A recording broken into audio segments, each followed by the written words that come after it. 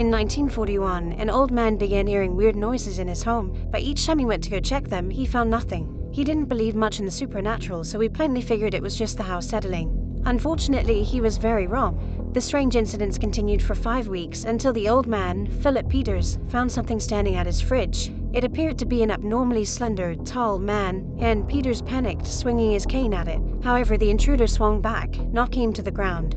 He then continued to bludgeon Peters until it was clear he was no longer alive.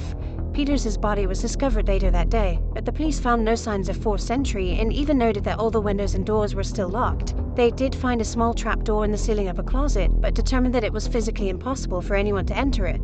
Therefore, they never checked inside. Philip Peters' wife returned to the house soon after his death and hired a housekeeper to help her out.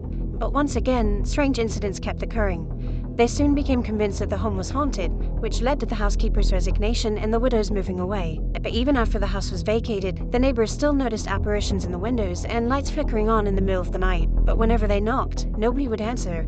After receiving so many calls about this house, the Denver police decided to station 2 officers outside to keep an eye on it. And late one night, they finally spotted the figure themselves.